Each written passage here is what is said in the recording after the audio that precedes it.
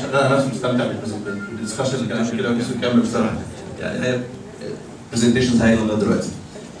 First of all, I would like to thank the coordinators of this meeting for giving me this opportunity to present this presentation, and another special thank for giving me this topic, because I like talking about this topic in giving spectacles in children, because it's something we see in everyday practice, and all of you are prescribing glasses for children. So let's talk about an idea about giving glasses in children in strabismus patients. When we talk about glasses in strabismus patient, or even prescribing glasses in children, we are dealing with something with a high controversy. There's really high controversy between consultants on when to prescribe glasses, what's the amount that you start prescribing glasses for.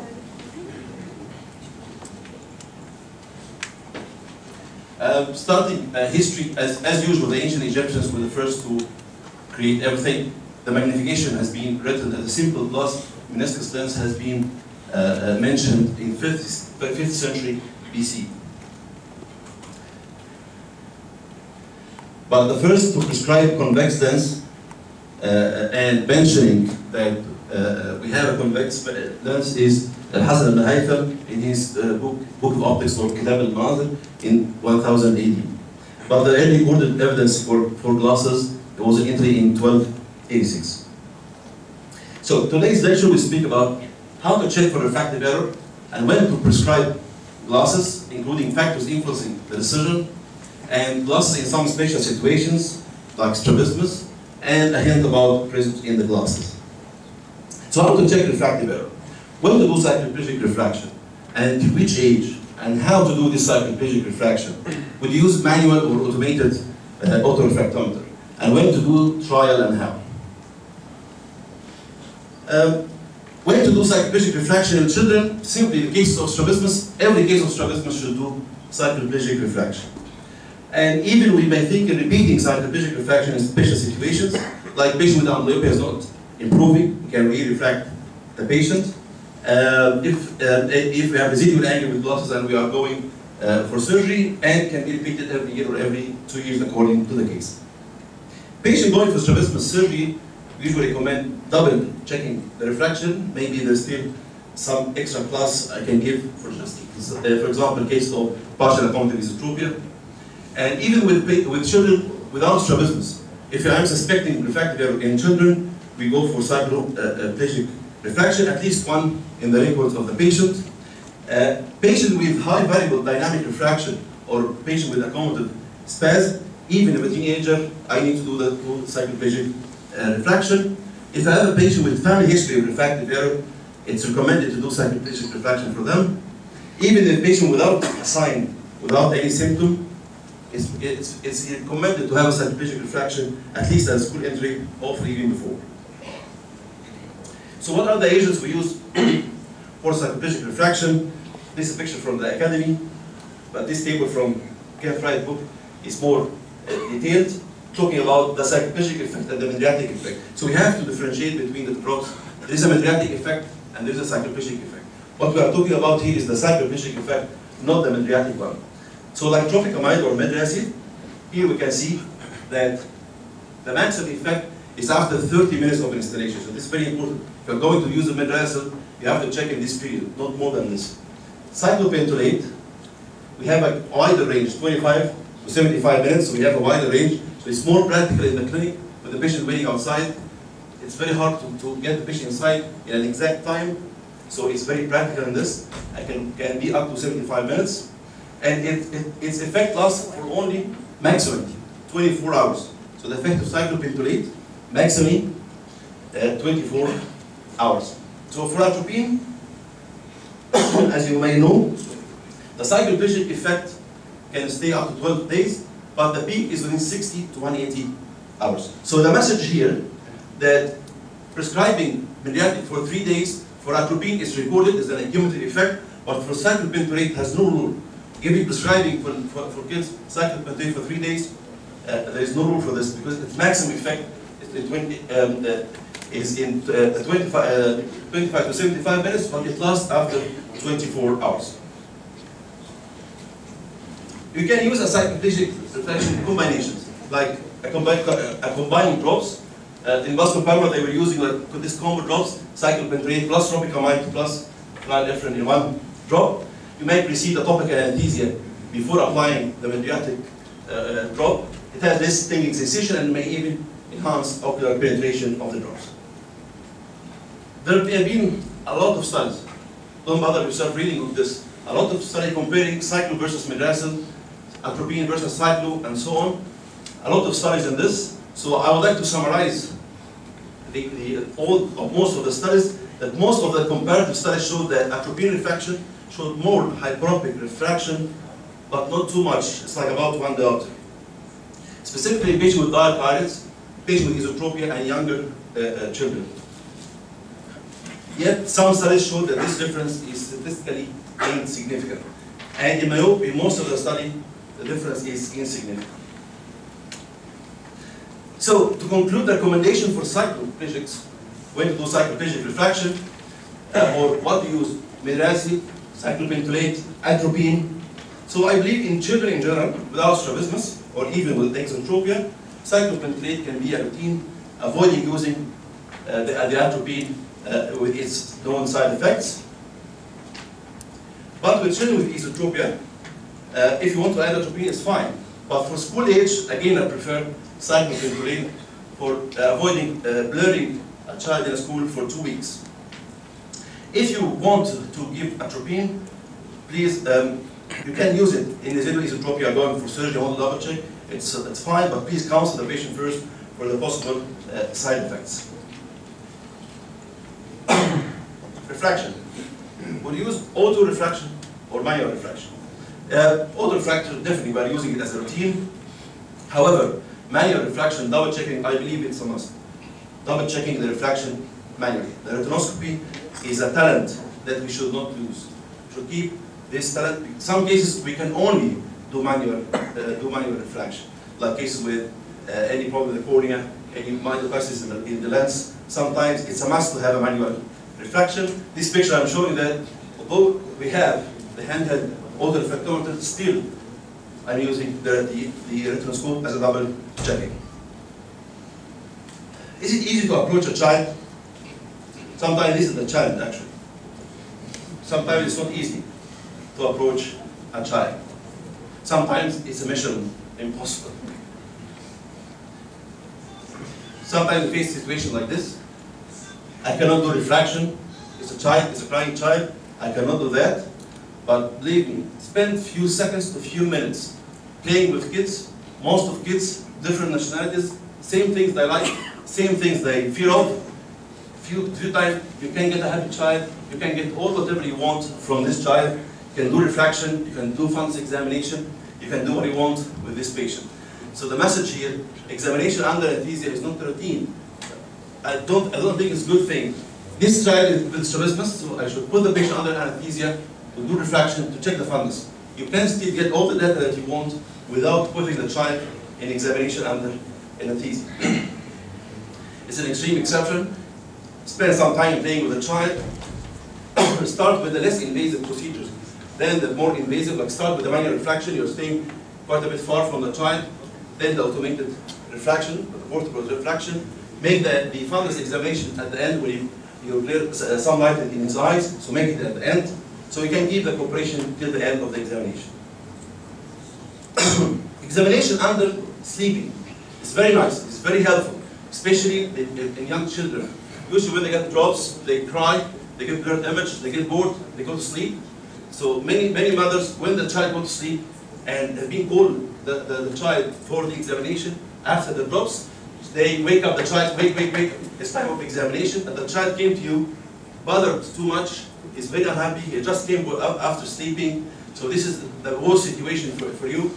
The best is the child is very awake that you can play with, or sleeping that you can take your time. So I instruct mothers that if the child wants to sleep, let him sleep, get him inside sleeping, then you can have time to do examination under anesthesia with the child just, not under anesthesia, just on sleeping. Of course, sedation, there's a rule for sedation, definitely. Some people are doing it as a routine. Okay, we don't use it in our hospital for safety measures, but it's fine. Of course, it's recorded, it's there. Then the question is, do these numbers appear in this refraction? Deserve glasses? Yes or no? So should I prescribe glasses if I have an infant, 1 year old, with 0.5 diopter? Should I give glasses? Should I don't give glasses? So the question raised, to prescribe or not to prescribe, that's the question. It should be, the answer I believe is, it should be individualized for each child. There is no hard line, there is no black and white measure when to give glasses. It should be individualized for each child. Many factors affect this, affect your decision to give glasses or not. For example, the age. I believe the age is one of the most important factors in giving a child a glasses. Of course, an infant, 1 month old, different than a child 10 years old. So the threshold of giving glasses, I mean, what's the number above which I should give glasses? Of course, it's higher in the threshold. Sorry, that I go with in infants. I use higher numbers to give glasses. Small numbers I can omit. The presence of symptoms, patient complaining of a especially school age children, patient with Amblyopia, headache, ocular discomfort, and so on. I can give numbers, glasses, even in less numbers than what I usually do. Presence of signs like strabismus, the current style, whatever, I can even give glasses with less number than I used to. Patient with high ACR ratio, I can think in my focus. If you have a history of previous glasses, try not to decrease the hyperopia or increase the myopic glasses more than one diopter in one visit. The general health and developmental delay. Usually a patient with some developmental delay, I can omit small numbers and make my threshold higher than usual. When to do subjective refraction? At what age I should do subjective refraction?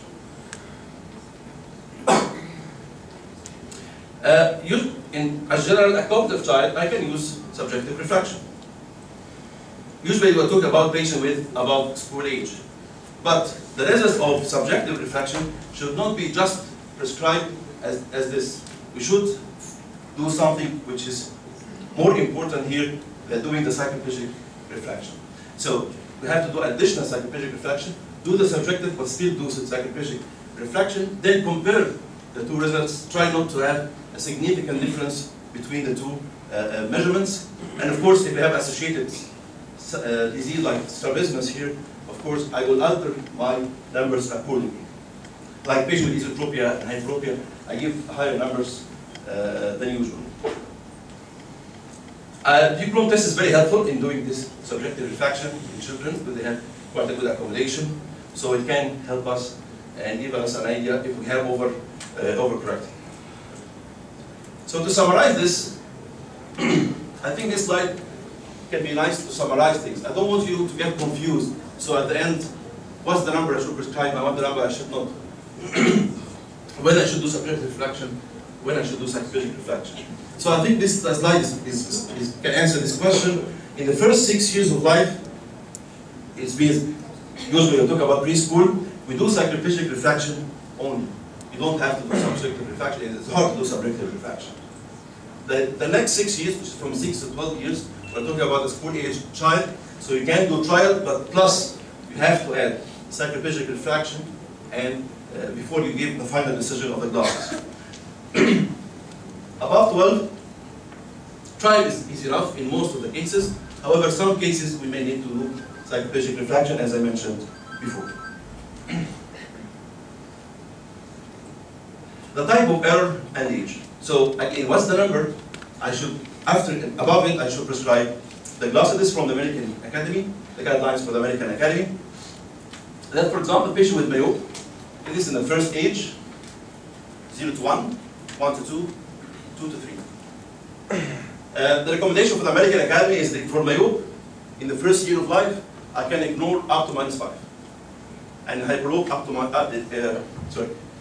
and in this next year, I can ignore up to -4, then up to -3. And for hyperopic patient without strabismus, without esotropia specifically, I can ignore up to 6. In the second year, up to 5. In the third year, up to 4.5. And for astigmatism, I can go up to 3 in the first year, up to 2.5, up to 2. This is concerning there's no other abnormality, there's no strabismus, there's nothing else in the case. Another table from Ken Fried book. If we have an isometropia, things differ when we have another thing. That there's a threshold that above which the isometropia can be amblyogenic. Like in hypermetropia, the difference can be as little as 1.5. Myopia, difference with -3, and astigmatic 1.5. So as a general rule in an isometrope, for those who cannot see what's written down, an isometropia always exists as isometropia. Please respect the difference between both eyes, even if the difference is high. I mean, patient without strabismus, you're doing cycloplegic refraction, is +5 and +4. +5 in one eye, +4 in another eye. You want to subtract something before giving the glasses. Some people subtract like 1 diopter, maybe more, maybe less even. But whatever you are going to subtract, make it the same between the two eyes. It's +5, +4, and you want to subtract 1, make it 4 and 3. Not subtracting 1 and subtracting half in another eye, in the other eye. So keep the balance between the two eyes, even if you have high numbers. Because most of the cases, unless doing surgery like a phakic patient, most of our cases are axial ametropia, axial myopia, or axial hyperopia. So these cases are not associated with meniscus usually.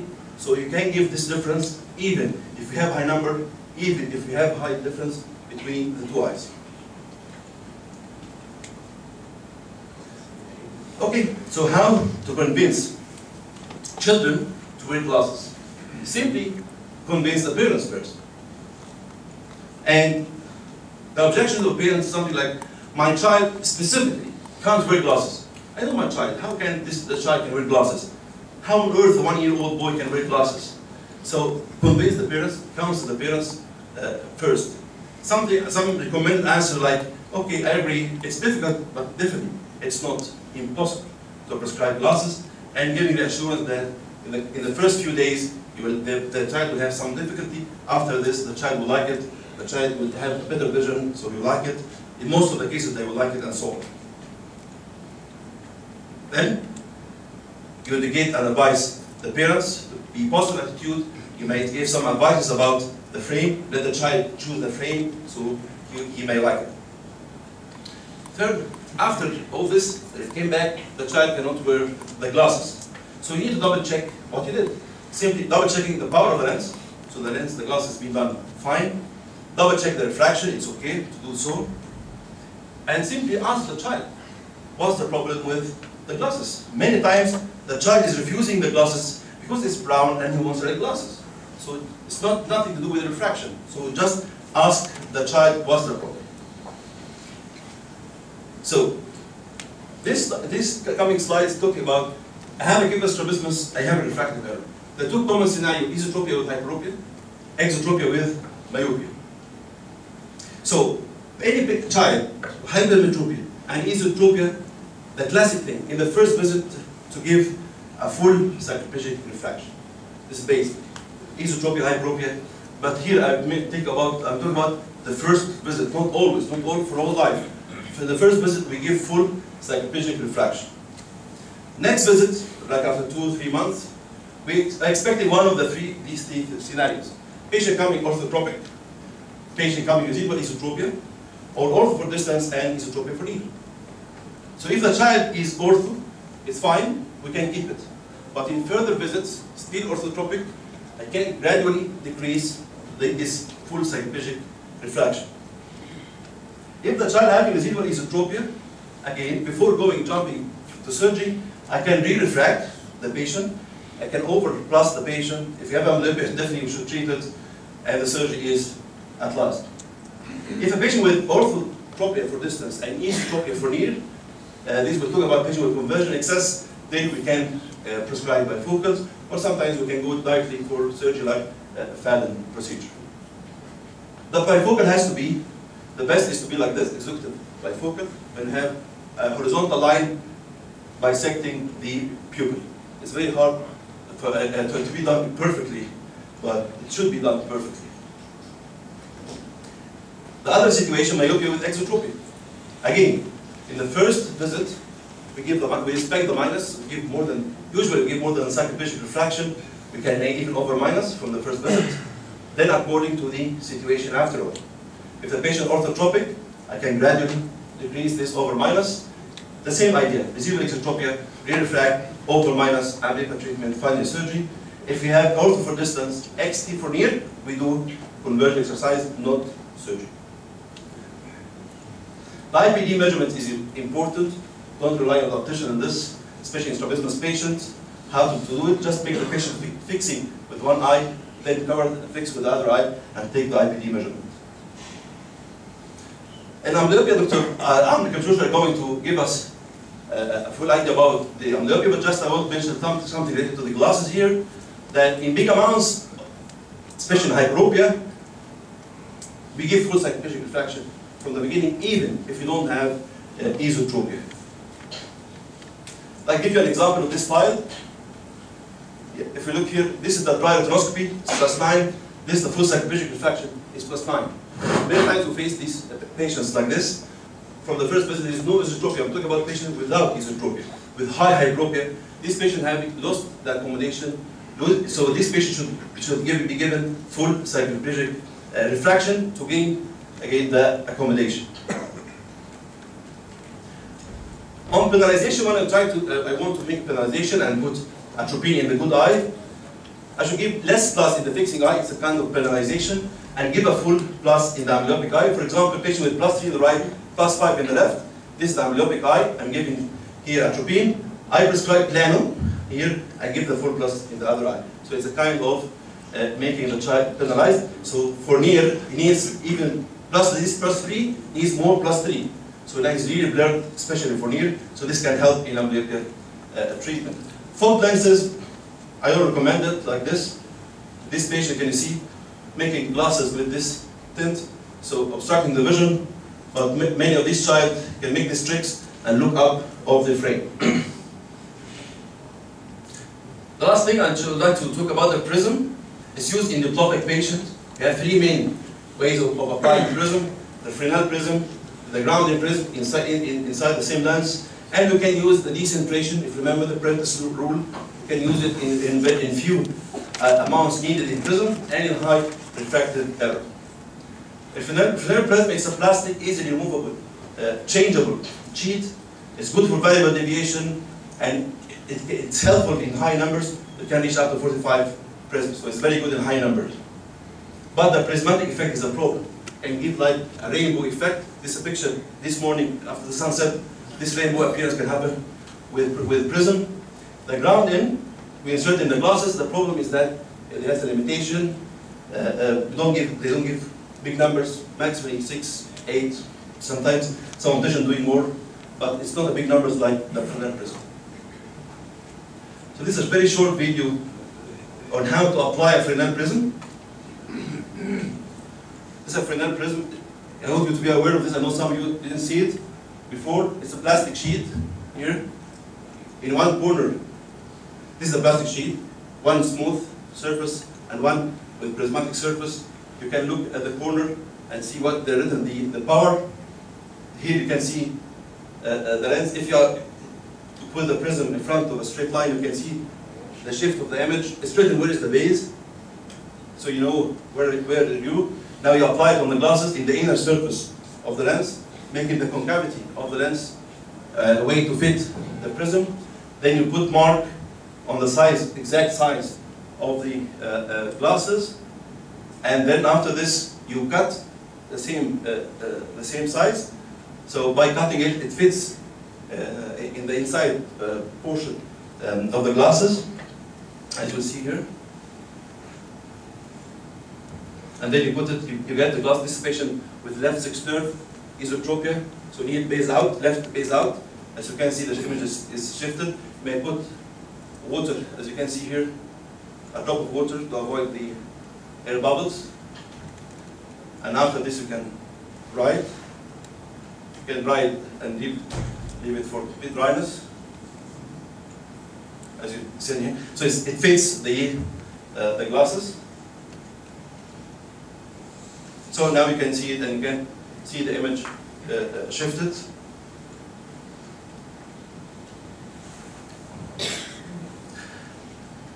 In single-eye patients, just last reminder that this patient should wear a protective polycarbonate glasses most of the time to protect the good eye. Thank you very much.